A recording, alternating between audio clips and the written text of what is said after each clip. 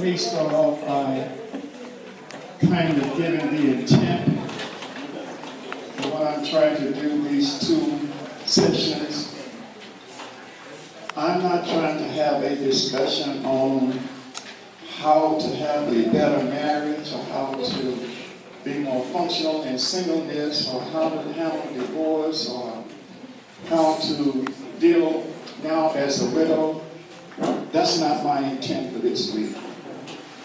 I am really not trying to make a better relationship. I'm not trying to make a better marriage.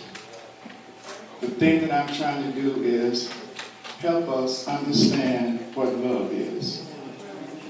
My contention is, if a right application of love is made, then all these other things take care of themselves.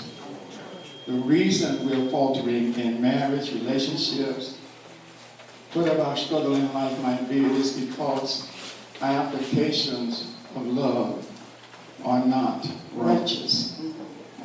So I'm dealing with love, trying to give us a better definition of love. The paper that you have before you,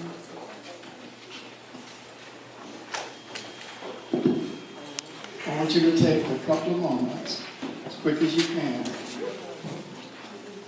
answer those, pass them to the end of your table because I'm going to take them up. I don't want you to take them home and think about them.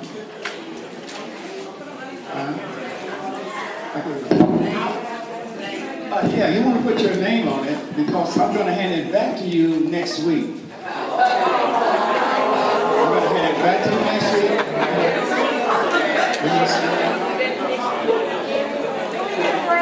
I'm going to hand it back to you next week, and then we're going to see, did those questions change for you?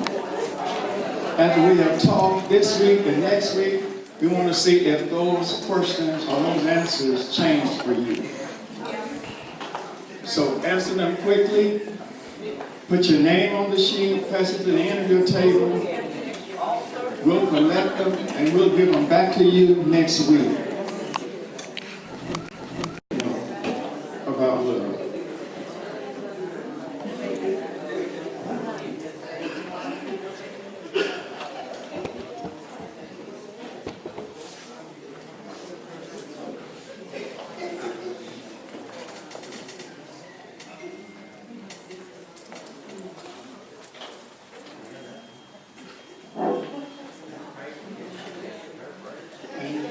You don't have to be real careful with them. Just top of your head, yes or no.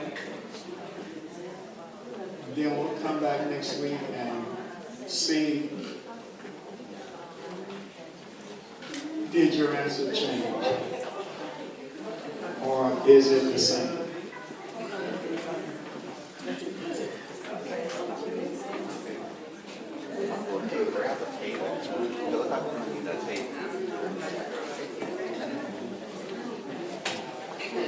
Two more minutes.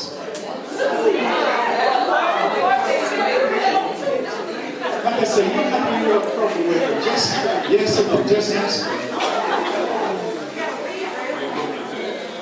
Just out here a little bit. Am I right here? Yeah.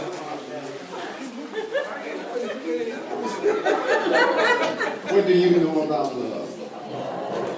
And I'm sure that there's much we know about love.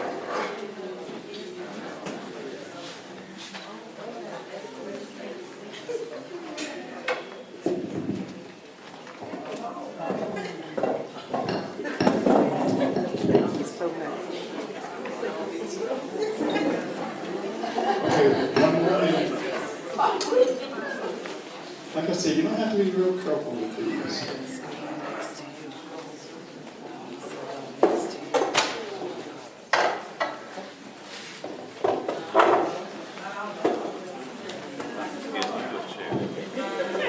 What is it, some 30 questions? Mrs. School teacher?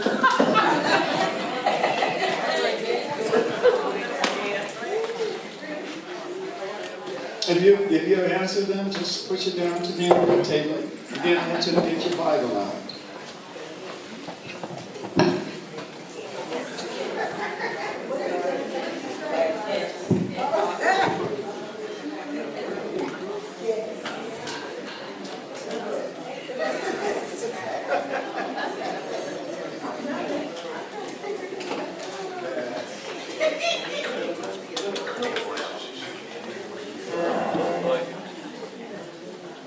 You got them? Are there any extra? I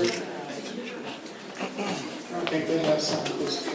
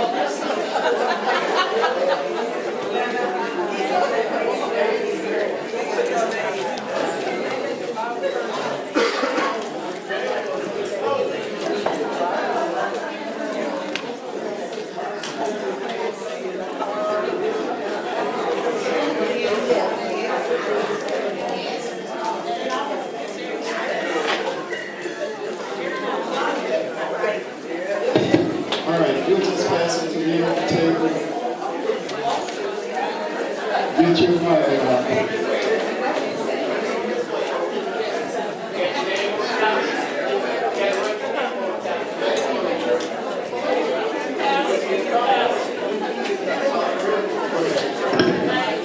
Yes, put your name on it because I'm going to give them back to you next week. I want you to have your paper.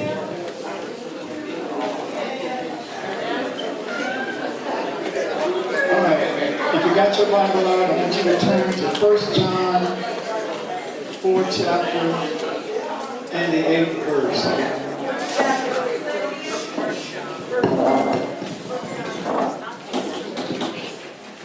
How many of you feel that you have a really good handle on what love is? Let me see a show of hands.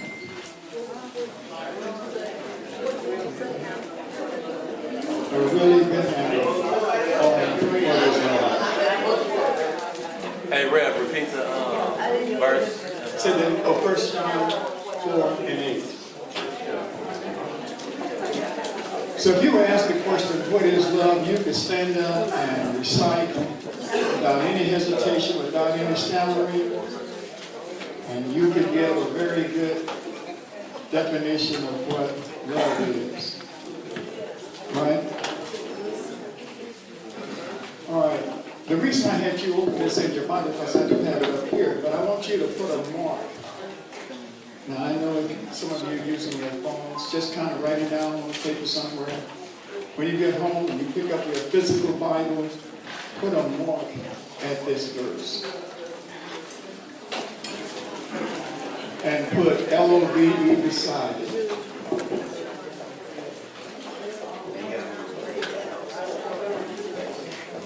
And then put December 2019.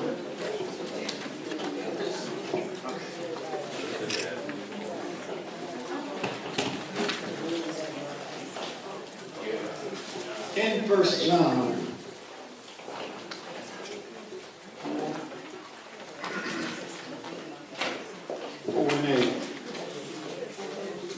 it says, he who does not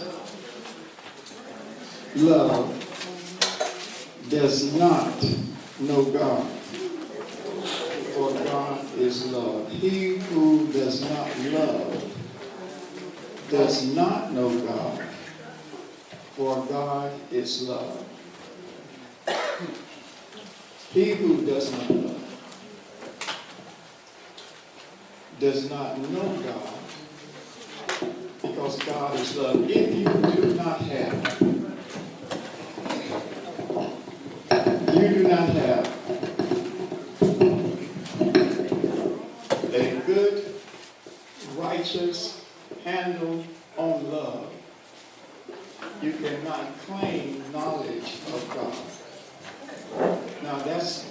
real deep because that puts so much pressure on us. A lot of pressure on us to have a good handle on what love is so that I can know God. The reason we question so often things of God is because we don't know God. The reason we don't know God is because we don't know love. If you know love, you know God.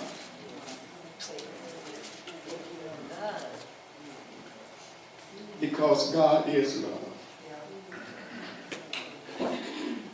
Okay, then go to John 13 and 34.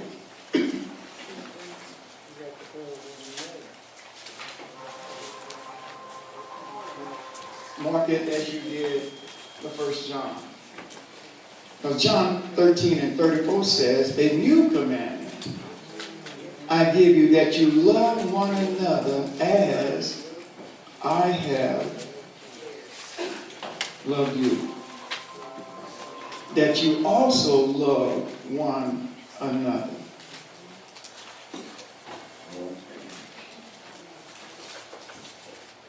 In the John, 1 John, well, let me stay with this in just for a second. No, I'll go back to 1 John.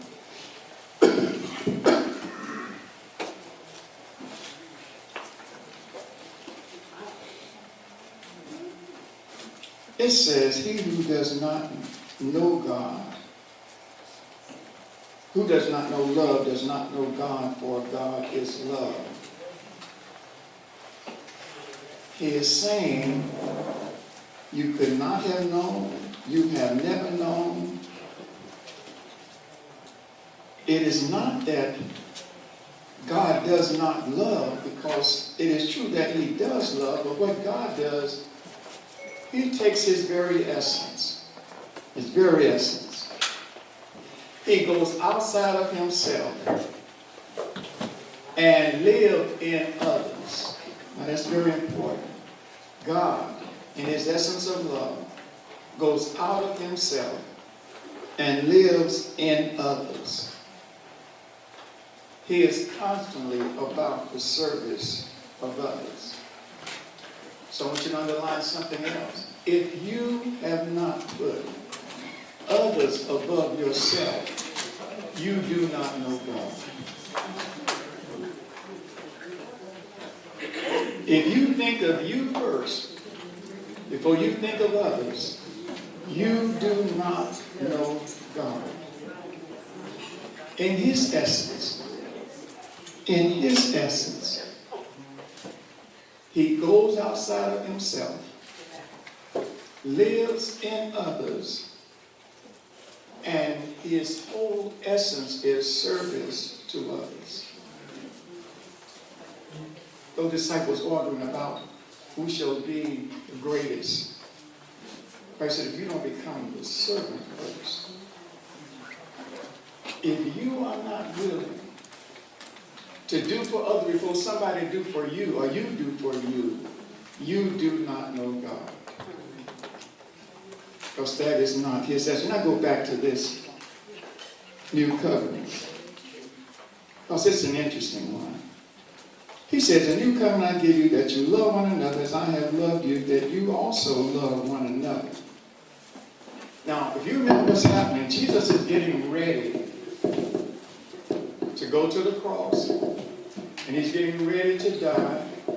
He's getting ready to resurrect, and then he's getting ready to ascend back to the Father. Now, in this, he's at the supper. In this, the disciples could not follow him. But he does something for them. He says to them, you may not be able to follow me now. You may not be able to do this that I do right now. But in your earthly service, your earthly ministry, you will follow me. And this is what I want you to do. I want you to love one another as I have loved you.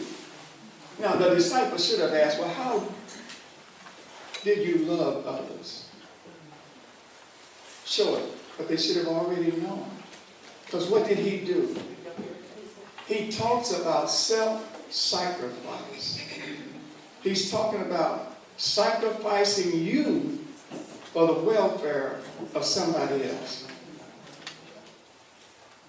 Sacrificing you, putting yourself on the block for somebody else. That's the new commandment. That's what's getting ready to happen in just a short time, Christ is saying. And I just want to leave with you this, that you love as I have loved, that you sacrifice as I have sacrificed, that you do not put yourself first. How often do we hear in relationship, look what you did to me. You didn't do this for me. You don't love me. Well, if those are your statements, first of all, you do not know love. Love would never ask those questions. You know about that? Love would never ask those questions. So Christ says to these disciples, you will follow me. Follow me.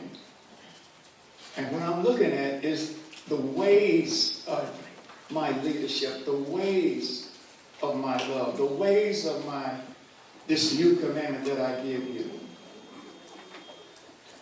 And the way is, you have to sacrifice yourself for others. You cannot in any way put yourself first.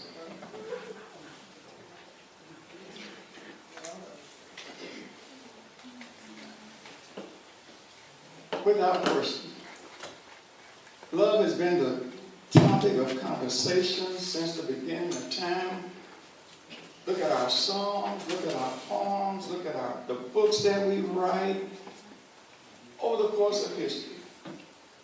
Everybody has been talking about love, singing about love, discussing love over and over and over. And yet when it comes to the exercise of love, we have the foggiest idea. We get confused.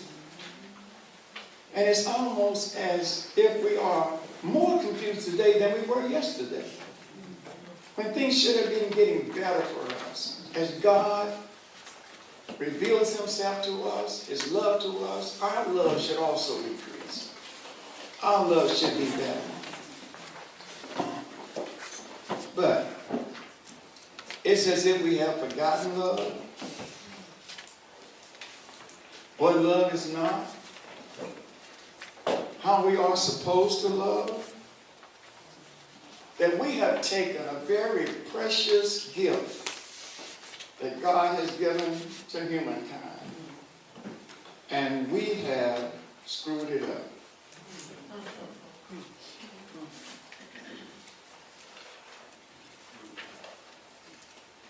Are we really confused? Are we really confused about love? Or are we trying to make love what we want love to be? Have we taken God's love and set it aside, and we have now created our own love? Because I do not see how we could have confused God's love. Not if we had been a student of God. We could not confuse that. Is it a legitimate argument that we have forgotten how to love and what love is and how we are to exercise it? Is it a legitimate argument that we never knew what love really was? A question that some have had is, how could God have allowed us to mess up something that was so precious and something that was the very essence of his nature? How did God let us do that? Why didn't he protect love, his essence? Why didn't he say, no, I won't let you mess that up. I won't let you tell that lie about love, live that lie about love. Define love as you wish to define love. But no. God leads us to our will, to our choice. He puts it before us. And then he says, it's up to you. What happened? If God is love, and love is everlasting, and we were created in His image to exemplify this love to each other, just how did we get so far off the track? Is it simply that we have lost sight of what the Bible says about love?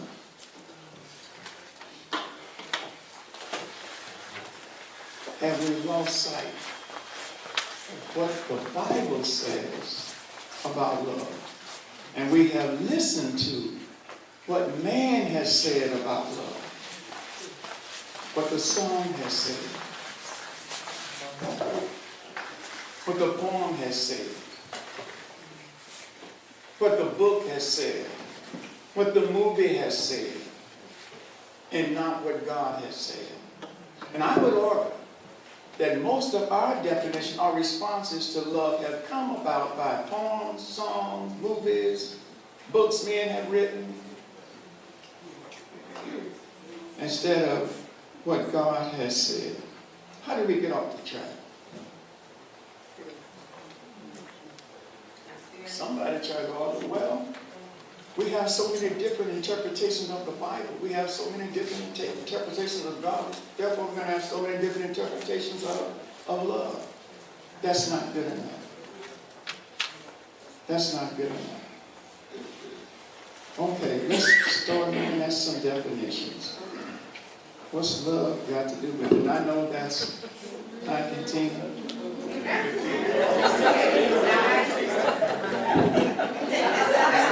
I ain't talking about this in Argentina's. I'm asking the question. What has love got to do with it? Everything that we are about, everything that we do, what has love got to do with it? Now, I'm going way back first. And I got to do this. I didn't really want to, but I got to do this. I got to go back to Hebrew. I got to go back to Greek. I got to go back and look at some things in order to get to where we are. Because when we talk about love, we talk about those three ancient Greek loves. What are they? Anybody know? Eros, Philia, and what else? Agape. But you know what? Actually, ancient Greece and some more modern interpreters added some of them. They had 6 different loves. 6 of them. 3 of them we don't even mention. They had 6 different loves, and those loves were what guided their relationship with each other. But we'll get to that. We'll get to that.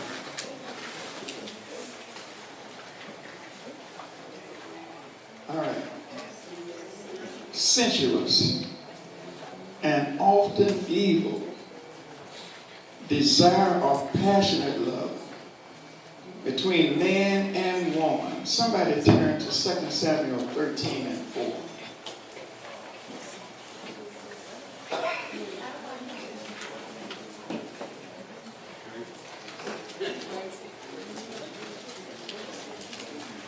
And while someone is looking at that, someone else turn to Jeremiah 2 and 33.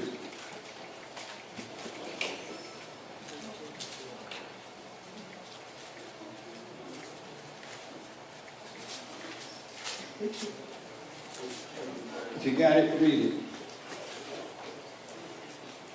13:4. Yes. Why are you becoming thinner day after day, will you not tell me? And Amnon said to him, I love Tamar, my brother Absalom's sister. Okay. Read it out loud. Did everybody hear it? And he said to him, why are you, the king's son, becoming thinner day after day? Will you not tell me? Amnon said to him, I love Tamar, my brother Absalom's sister.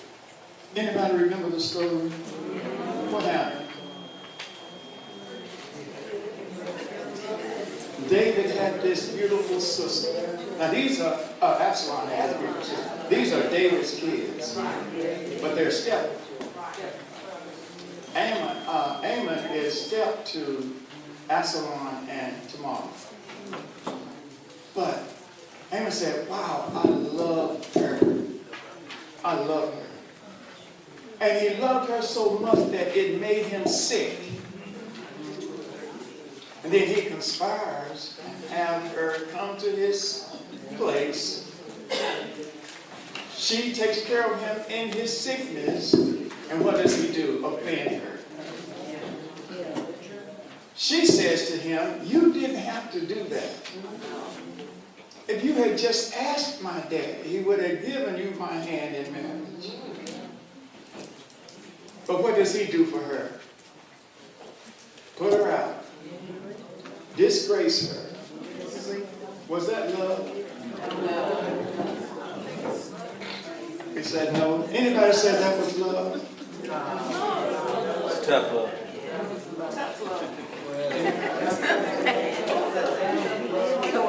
Did he love her and just make a bad application of that love? Someone that use application. Expression of that love? Is that what happened? Or was he what we hear right here? When it says, often evil, desire or passionate love between man and woman. Go ahead. But what do you do with the definition of manna love, which is a strong, obsessive, manic type of love? Some people do that. Love you so much, obsessive, possessive love. I'm going to get that when I get down to errors. I'll get that when I get to Greek love. Anybody? He says, I love her. I'm sorry? He was lusting. Lusting? This was not love, this was lust. Because we've Go ahead. already, I can hear you. What did you say? I said, we already established that true love requires that you think of others. Clearly, he wasn't thinking of her. I think it was his power. He had power over her, so he could do what he wanted to do.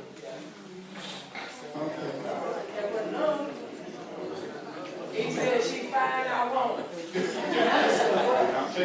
Oh, she crying, I want. Okay. Now, make you know, did he truly love his half-sister? No. Or was he simply infatuated with her? No. Wasn't even infatuation? No. Just downright old nasty looks.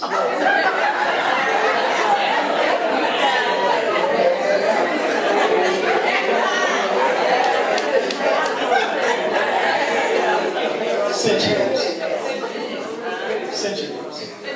I walked in class one morning and when my professor walked in, he said, I think I shared this with you, he said, before he said good morning, he said, when I get to heaven, if God does not have me a tall, ice cold beer waiting for me, excuse my language, I'm going to say, God damn you, God.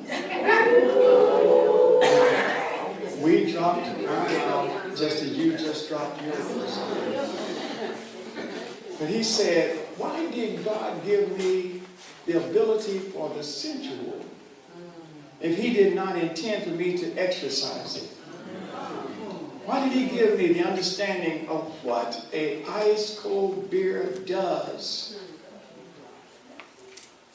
if he did not want me to enjoy that? He started his discussion on sensuality. Sensuous. Okay? So, put down. Did this boy love his sister? Or or was he simply infatuated or lusting her? Infatuated or lusting her? So who has the Jeremiah part? Go ahead and read it. How skilled you are at pursuing love. Even the worst of women can learn from your ways. Okay? Why do you beautify your way to seek love? Therefore you've also taught the wicked men in your ways. Also on your skirts is found the blood of the lives of the poor innocent. I have not found it by secret search, but plainly on all these things. The definition was sensuous and often evil. Desire or passionate love between a man and a woman. Okay? Okay, Go ahead. in the situation we were just talking about, that was not between a man and a woman. It was just on his part. But, okay. All right. Okay. I'll walk with you there. But what does that mean as far, what were they trying to help us with there in that definition? What were they trying to help us with?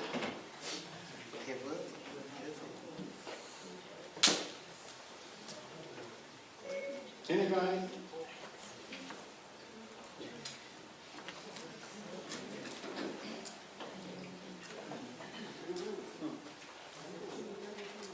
Okay, well, I got to do 20. I got to do 20 slides tonight. 10 slides. Make it work. You got time. Make it work. You got time. But I want you to think. I want that at the end of these 2 weeks, all that you have thought is actually what you should think. And if not, we began to think rightly. That's what I want. So I give you these definitions. Like I said, I didn't want to do this, but I've got to do this, and I don't want to spend a lot of time on it. Because the Hebrew also has something else that was called like family affection and natural friendship. In Genesis 25:5, somebody read real quick, and while I'm looking for that, somebody go to Exodus 2:15. 1 Samuel 8:16.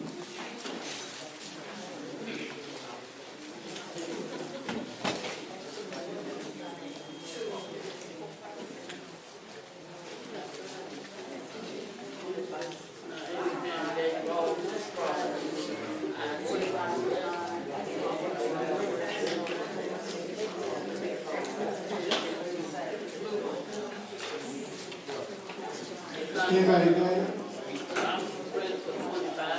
Okay. Now Abraham gave all of his property to Isaac. Okay. But Abraham gave all that he had to Isaac. Anybody have any of the others? I have a King James version. Go ahead. And Abraham gave all that he had unto Isaac. Okay. And then read on down. But he gave to the others gifts.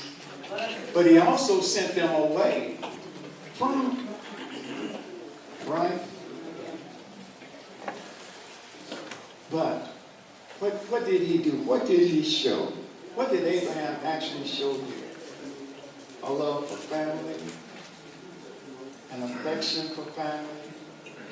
And so they could grab hold to that and say, this is how we should love family. Now, some would have arguments against that. All the sons of the concubines, what did he do? Sent them away. And one of these days, Reverend Williams is going to talk to you all about the difference between wives and concubines. But we got that all messed up. We just talked. I think you did that, didn't you? Yeah, he did that. Yeah, okay. Okay, well, you should already know that then. Okay, good. And then the last part they had was high spiritual passion. High spiritual passion.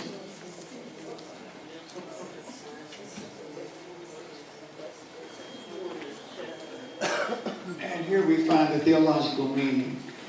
God's love to Israel as chosen by him. It was spontaneous. It also condemned, and it also judged, and it also made moral demand. Just kind of keep these in your mind somewhere, because I'm going to run on. Israel's love to God, his name, word, house, salvation, law.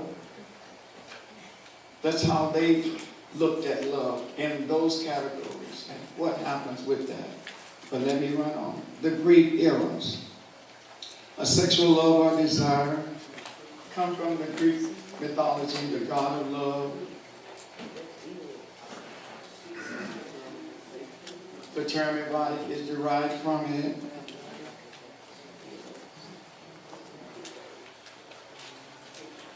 Okay, I'm just refreshing what you already know. Agape, God is love. Now, it's interesting that Eros was the first Greek love. That was where they started. They started with that. It was the first kind of love for the Greeks. They did not always think it was something positive. Matter of fact, they thought it was dangerous, fiery, irrational. It was a form of love that could take hold of you and possess you. So they didn't really think a lot of it, although it was their first love. They understood there were some dangers in there also. Okay, back to philia. Did I skip that? Okay. Okay. Agape. The essence of agape love is No, that's the one you did. You did that one first. Okay. Well, let me just go back and refresh. Go back to philia. Close friendship or brotherly love conveys a strong feeling of attraction. The most general form of love in the Bible. Encompassing love for the fellow human. Care, respect, and compassion for people in need. Okay. And then I want to go on to agape. The essence of agape love is goodwill, benevolence,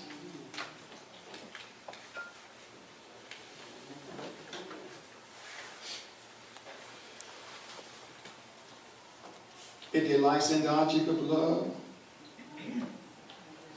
Agape love is in the New Testament does not refer to romantic or sexual love, nor does it refer to close friendship or brotherly love. Agape love involves faithfulness, commitment, and act of will. It has a most natural and strong character, a moral nature, and a strong character. Turn to 1 Corinthians 13, because I want to now go into our actual presentation.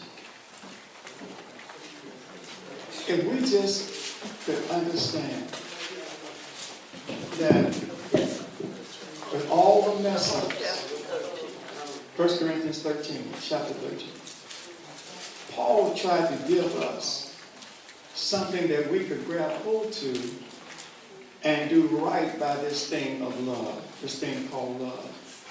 The interesting thing is, I don't think Paul ever thought we would get there.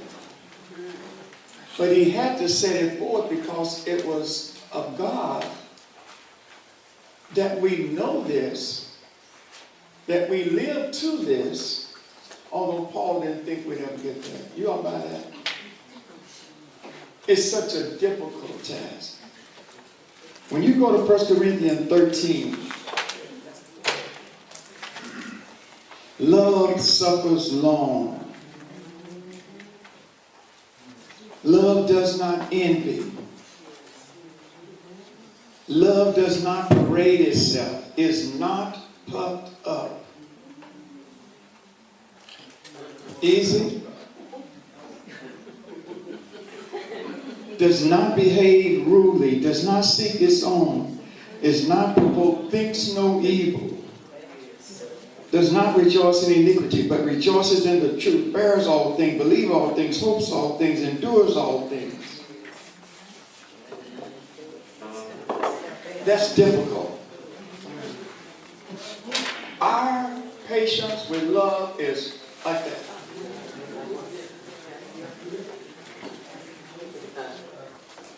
There is no long suffering. Love for us is not kind. Because if our love is ever offended, we are hostile toward that. But we say, I want to love. So Paul said, okay, if you want to love, this is what you got to do. Be long-suffering. Be kind. Don't envy. Don't parade it. Don't behave rudely.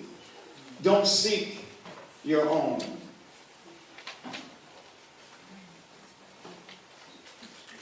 That way you love.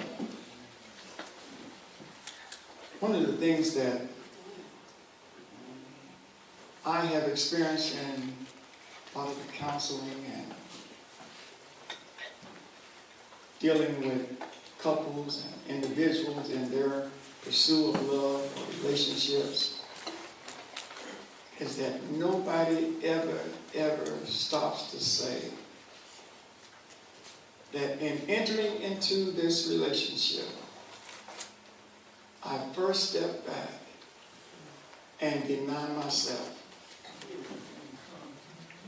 Nobody ever said that. In premarital counseling, the question that would come to me were, but what if she, but what if he don't, if she don't? What am I to do with that? And so I put in premarital counseling this question. If your spouse offended you, how would you reconcile your spouse? If your spouse offended you, how would you reconcile your spouse? You know where they went? If she messed up the checkbook, or he goes out with the boys too much. And I said, well, what if your spouse was caught in an affair? How would you reconcile your spouse? And then I said, now remember, God gave you an out if that's what you want. Because he said that you could divorce that person. But if reconciliation or if the love was for that person, would you be interested in reconciling him? Reconciling her? Or would you go on down the road? You have the freedom to go. What you think? But would you go? Everybody would say, New Year. See you, glad to be here. What you think?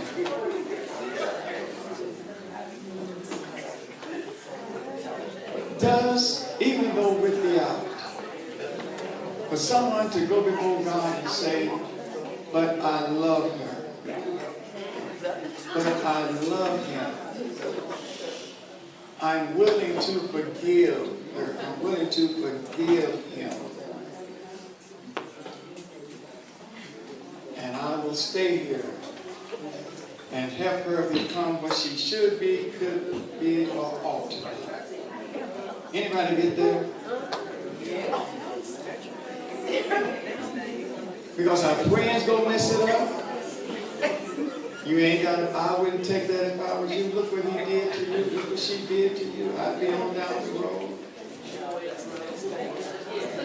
But what does God say about it?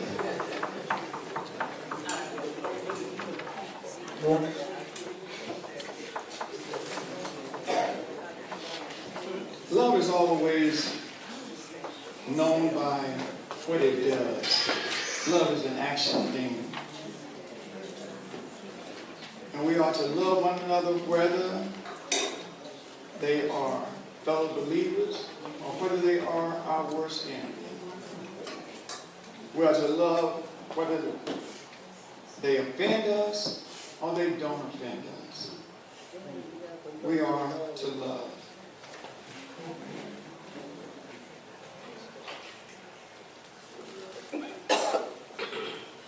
But the interesting thing about it all is love does not come natural for us. Anybody know tell me why love does not come natural for us?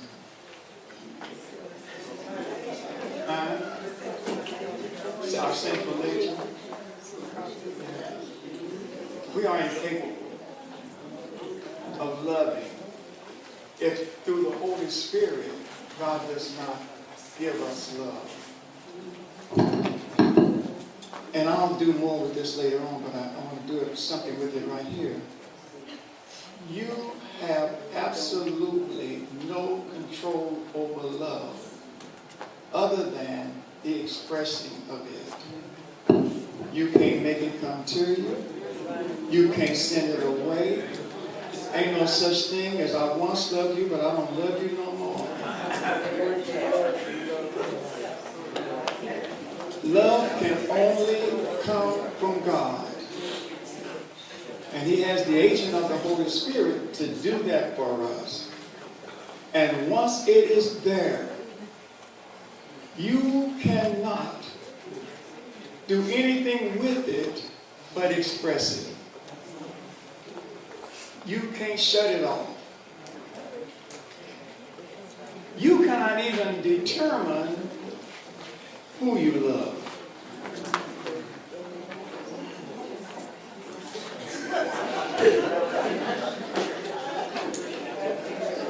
Anybody walk with me there?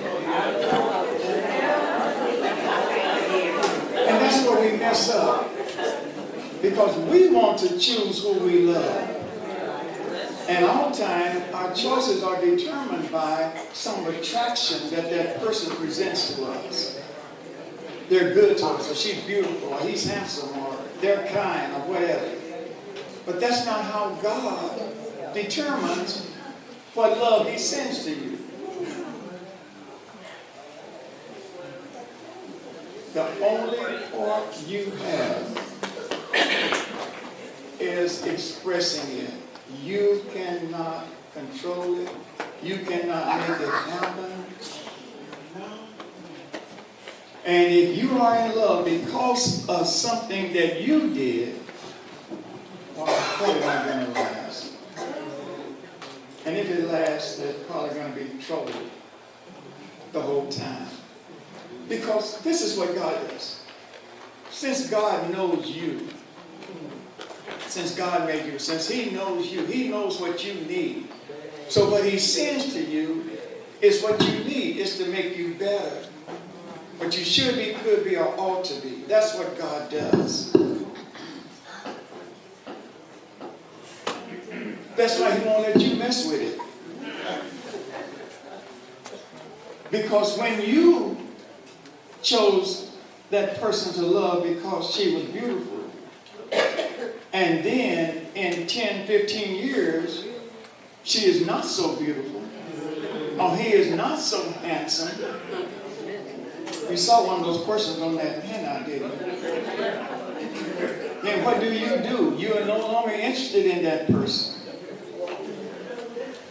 So God will not allow you to have any part in who you love other than expressing that love.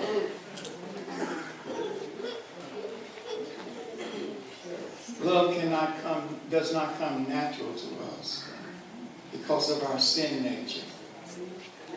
Actually, we don't know how to love. But every day, the love that God has sent to you, God gives you a clue as to how to express to that love. Anybody buy that? Every day. Every day you learn a new expression to that love that God has given you.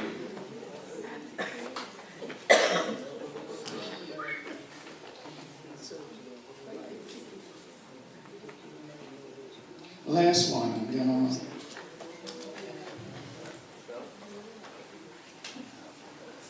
Love is doing the right thing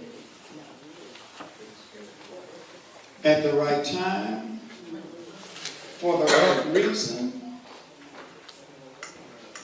Love is doing the right thing at the right time for the right reason. Love is compassionate and desires only good things for the other person. Love never considers itself. Love is unconditional, which means you love someone without expecting anything in return. This is what God does.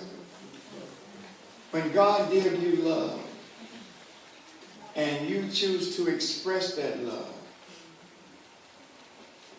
God then takes that love and sends it back to you double what you sent out.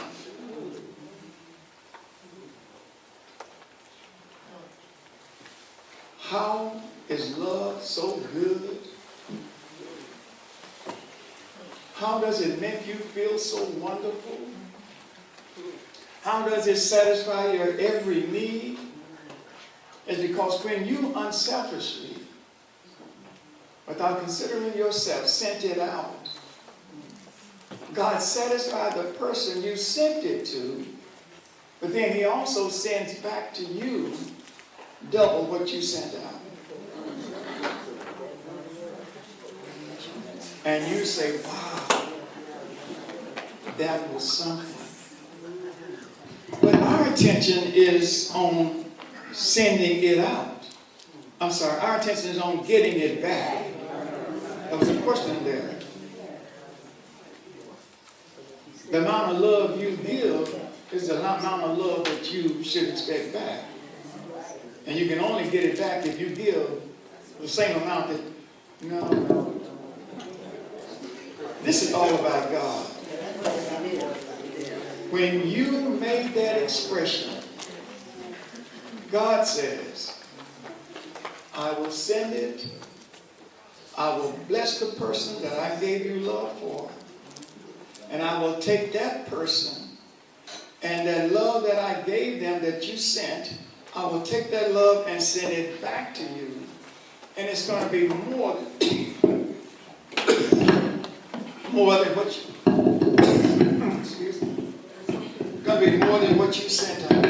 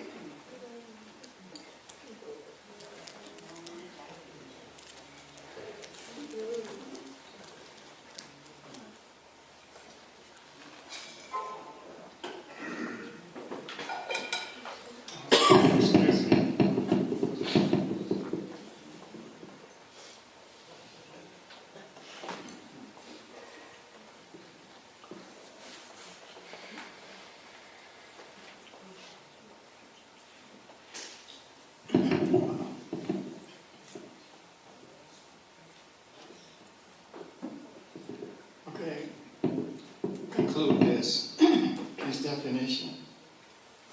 What's the reminder? Love is not based on feelings. It's not how you feel about somebody. Love is a determined will to exercise or express love to someone. That's what love is. It's not how you feel about somebody. Okay. I want to get through with those definitions that I didn't want to do in the first place. But now let's get to what in the world do you think they had in mind when they said love is a second-hand emotion?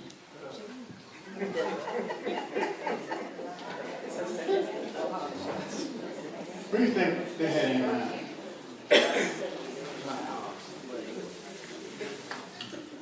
She was abused, right? And she says, or she concludes, or she makes application that this was not, or do you think she said this is not love? Huh? She found love.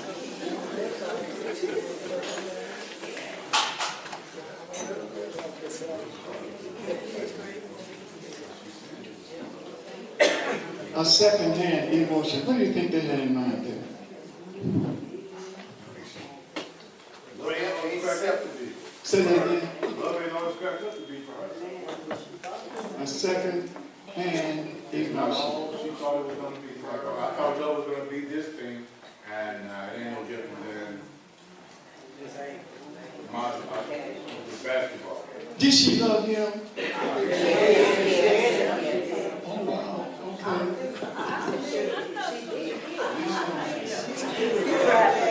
She,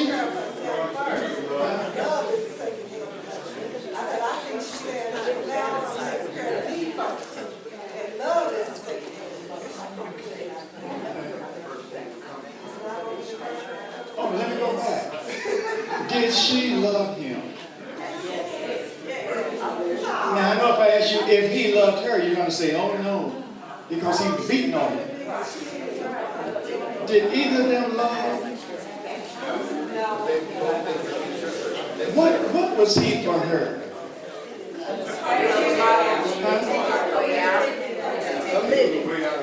Way out.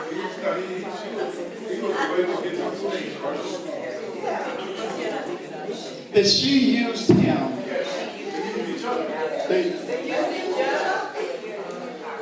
Okay. So, this thing that I have been trying to call love was nothing but an emotion. And as a matter of fact, it wasn't even a proper emotion. Would you buy that? How often do we use love to get something out of somebody or make us who we wish that we could be? Do we do that a lot? In other words, I contend that we don't really use love for love's sake. We use love for our sake. And we throw the word love on a person to try and make that person believe that we are sincere in what we are doing, and therefore you ought to be sincere in what you are doing. Did you buy that? That's not how God set this thing up. And that's why we are being driven crazy with this thing of love.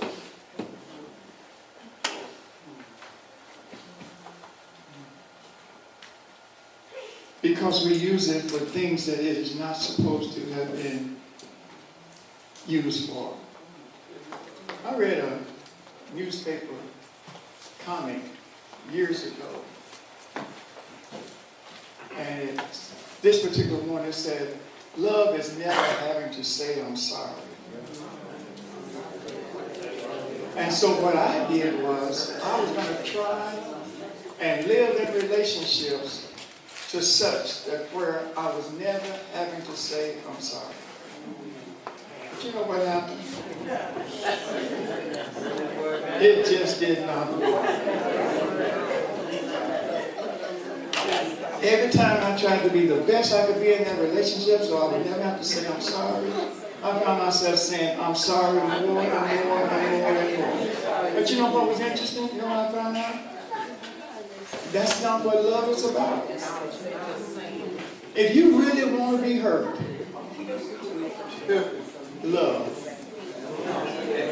And I'm not just talking about romantically here. Love of God, love of fellow man, love of friendship, whatever. Daddy put it this way. Somebody who's not close to you can't hurt you. Because you ain't got them in your heart. It takes someone close to you to hurt you. Because they're in your heart.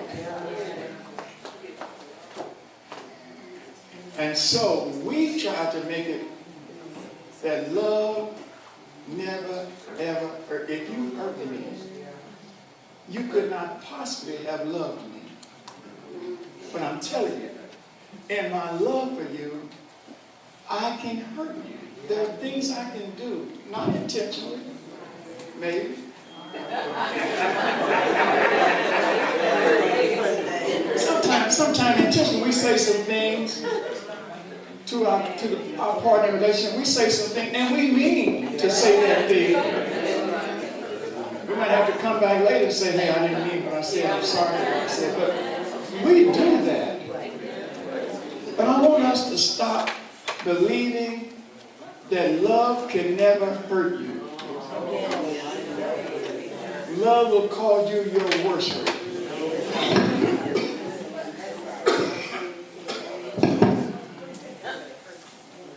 If you love, it will cause you your worst hurt. Anybody buy that?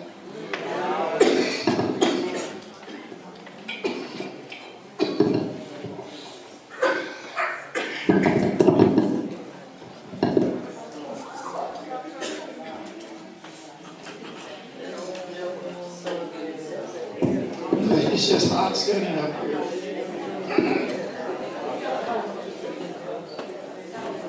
And this was not one of my best breathing days.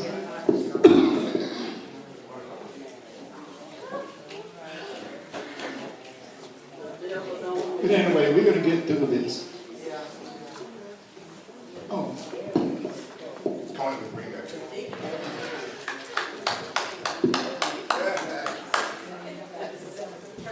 Anybody ever been hurt in love? What you do with it?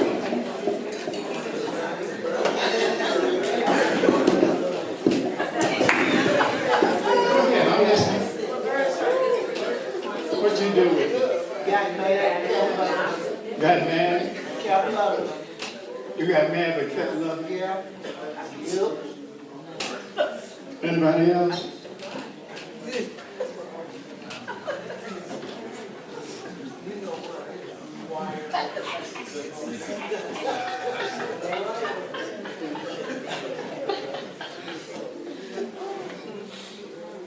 The only thing is, because God is righteous in His love,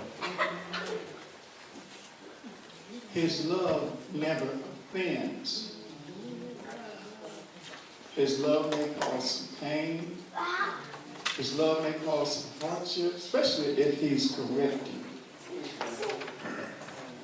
But in His love, because it is righteous, God does not offend. But that's the goal that we should be striving for. That in love, our righteousness of love does not offend. But because we don't always make the right expressions of love, oftentimes we offend. And because we offend, we hurt. But you've got a decision to make. What are you going to do with it? Isn't it interesting that everything of life, God throws it back into our lap and asks the question, what you going to do with it? Whether it's a mistake we made, puts it back in our laps, and what you gonna do with it? Even our successes. God says, what you gonna do with it? The person I gave you, what are you gonna do with that person, that partner in relationship? What are you gonna do with it? Start believing that love does not hurt. Go ahead. Said something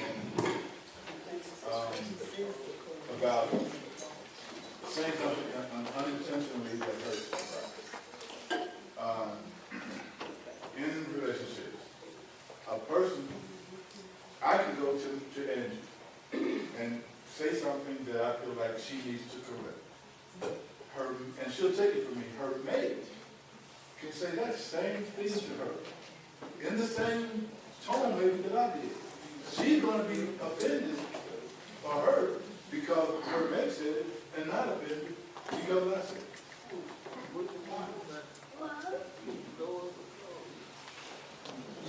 Say it again.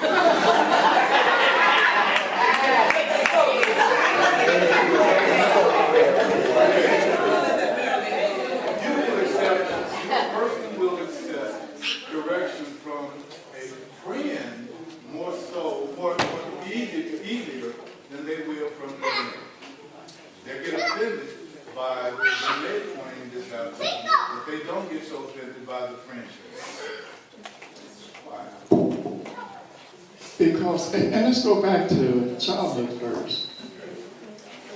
Isn't it interesting that the kid will listen to the next door neighbor before he'll listen to his own mom and dad? Now, somebody tried to say that it's always better coming from somebody else. Well, I don't buy that.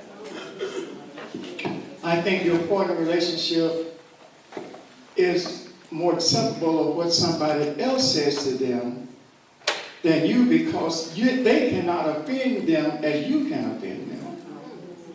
Let me make that a little clearer. When you say it, they're running in through all that you said to make sure that you have no capacity in what you said to hurt them. But when their friend said that, because they're not afraid of their friend hurting them, they listen to all those words.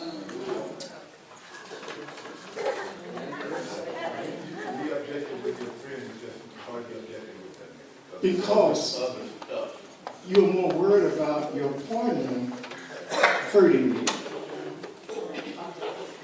And look what we do. These are the words. I am sorry for what I did. What do they do? They take I, process it. Am, process it.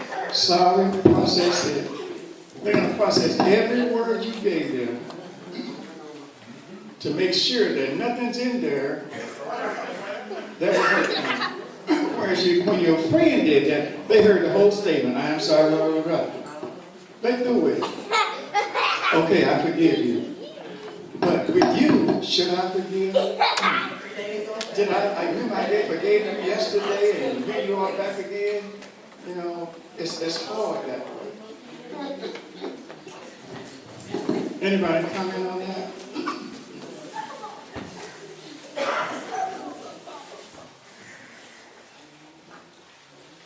Okay.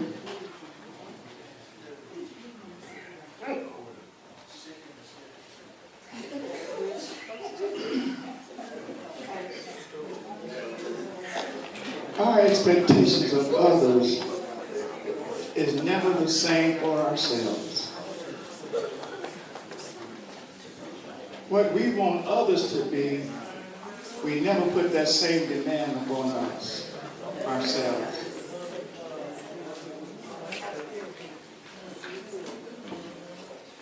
I want you to be kind, but I don't think that I have to be so kind.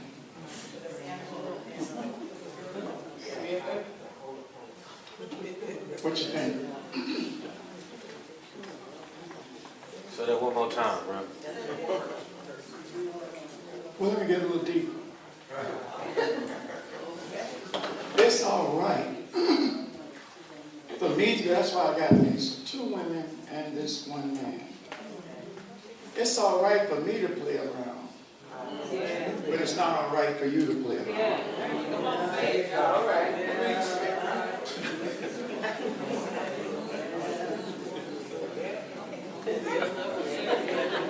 My expectations of you are not the same expectation I have for myself. And often do we get all messed up in relationships with that very thing.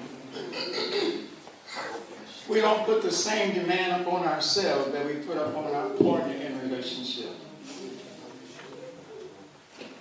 Whether it be friendship, romantic, or whatever. We don't put the same demand. Not understanding that God has put the same demand upon both of us. That you love that person as I have loved you. How did I love you? I sacrificed myself. I put myself out of the way. And I love you. That's the demand that he puts on us. We got 10 minutes and I'm going to forget about this just for a few minutes. This is what's interesting. This is why I wanted to, why I've been struggling with this for several years now. Why I was trying to come up with something that, in the way of a presentation that would maybe help us understand what this thing of love is. I have seen just too often nobody trying to make a relationship what a relationship ought to be as God sees it. Now, we can raise some arguments. Do they know how God sees the relationship? Yes, they do. Because what did God do for us? If our mama and daddy wasn't the example, grandma and grandpa was, or Aunt Jane and Uncle Joe was, or Miss Sally and Mr. Bill next door was, or the coach and his wife was, or my older sister and her husband, God never holds us responsible for something until he enables us first. He will give you the picture, the example of how it should be before he will hold you responsible for it. That's why it's so important for us to just study the life of Christ. That's our model. That's our perfect example. I'm just saying, Go ahead. I just got a problem. Okay. I just having a break out here.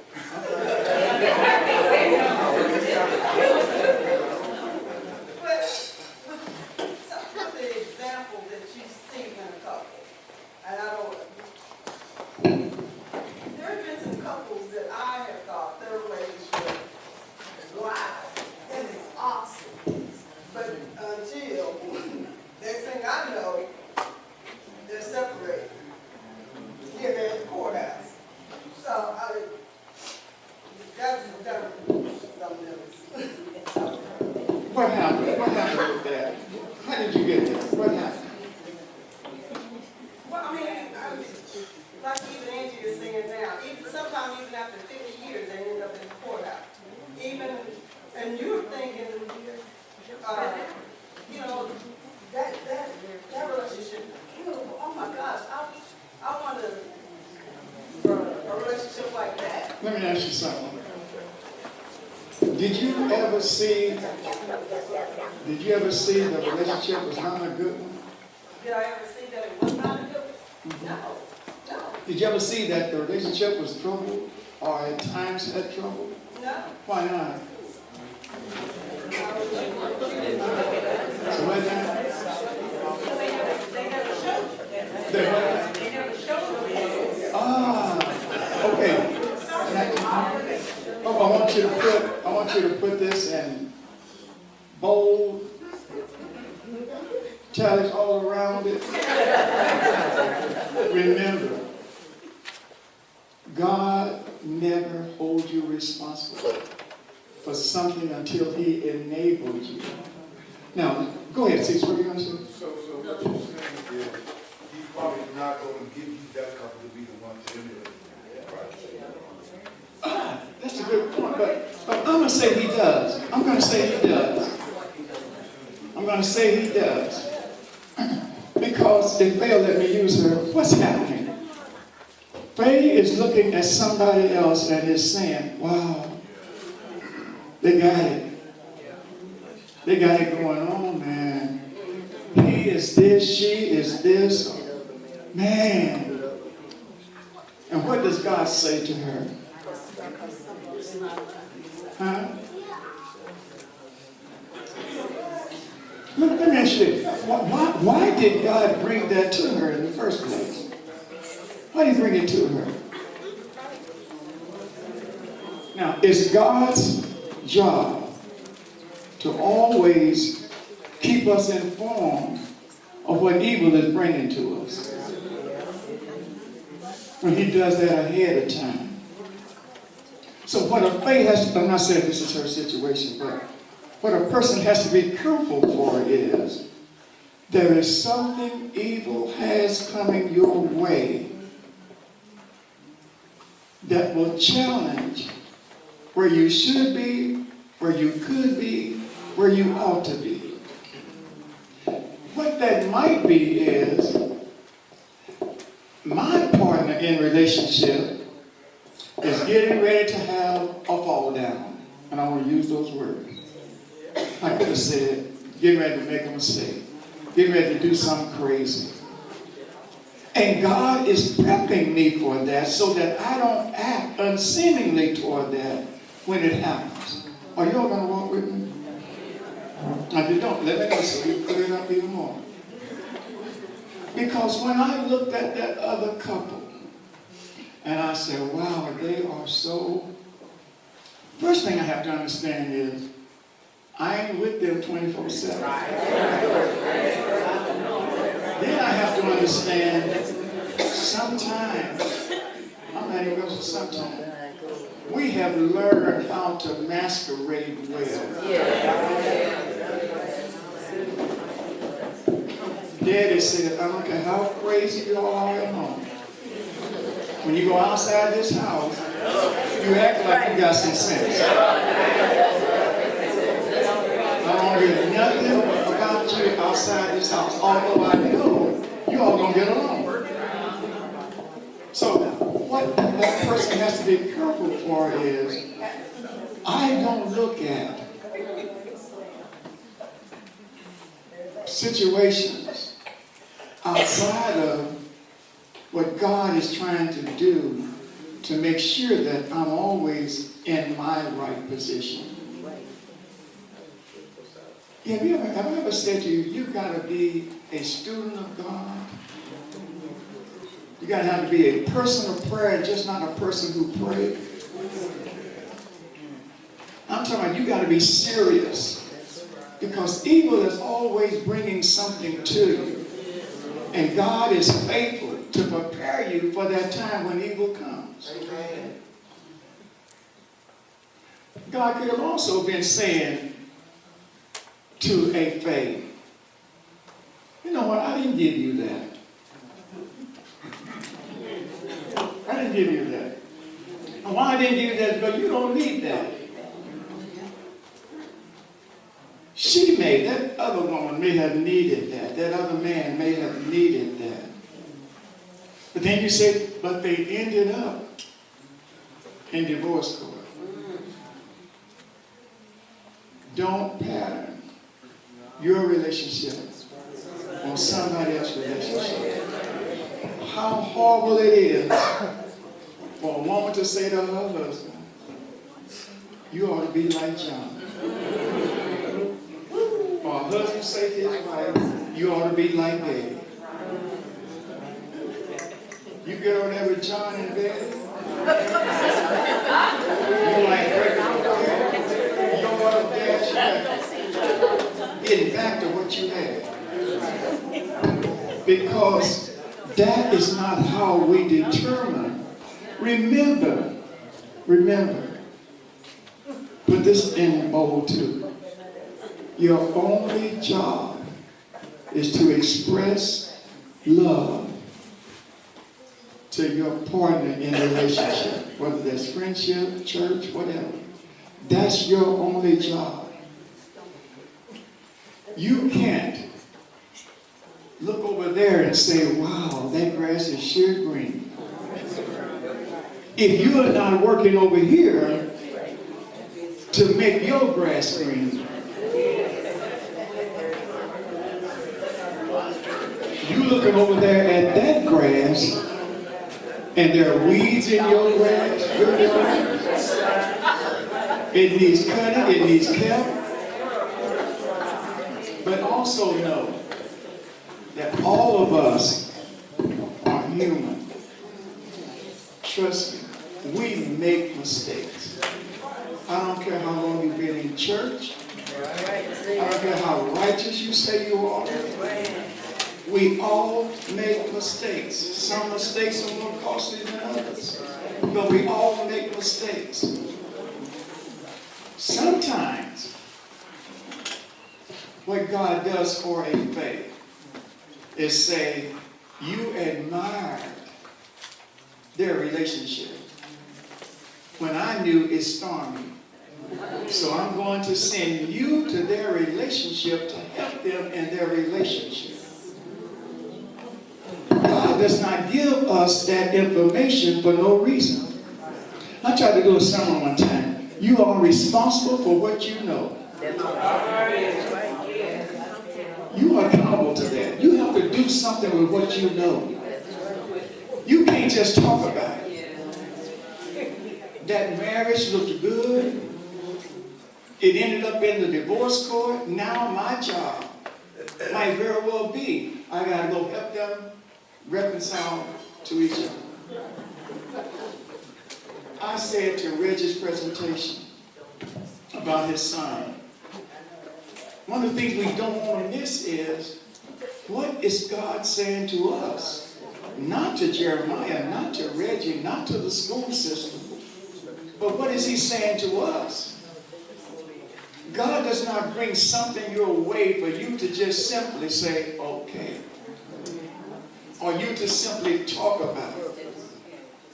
If that was such an awesome thing for her, then God says, now you are responsible for making that thing back good. You don't buy that? You let me walk you there? That's an awesome responsibility, isn't it? But what did I say in the outset? This new commandment I give to you, and I'm quit here. I give to you self-sacrifice for the sake of somebody else. That's what God's looking at. If we were to be allowed to be the fly on the wall in every relationship that we know, it would blow our mind.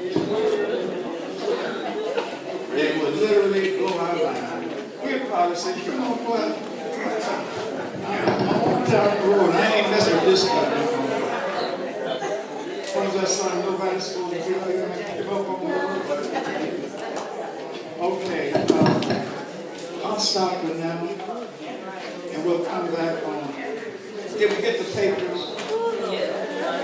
And hopefully I don't have to get the breathing. Huh?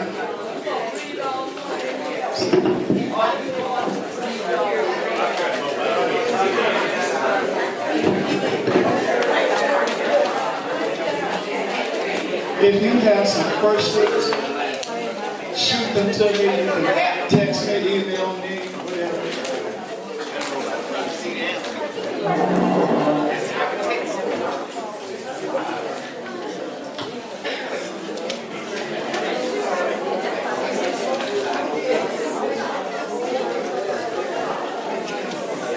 Hey, Fred, what's going on? Well, what I want to end up with, Concubine. I want to end up with, because I want to talk about a righteous expression versus an unrighteous expression. I want to show us that the only opportunity you have for a righteous expression is that you have to be in Christ. I want to show us that God does not give love to everybody. If you are not in Christ, you cannot love. And look what we do. We enter into a relationship with people who are not in Christ, and then we expect them to love like Christ. That's impossible. They cannot do that. And you know what? You cannot even cry to God to help in that other than leading that person to Christ. That's the only way you can get through it. But we'll deal with that next time. And go ahead.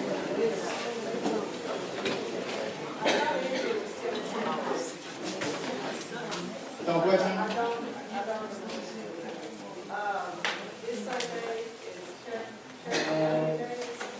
This Sunday is paraphernalia day. I don't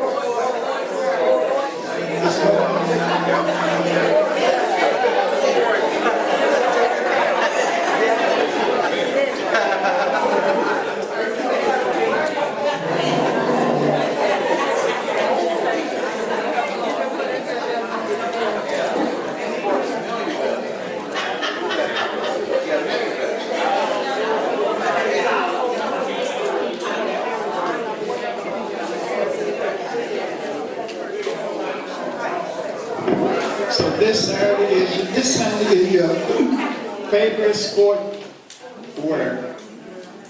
Whatever team, whether it's college, professional, whatever.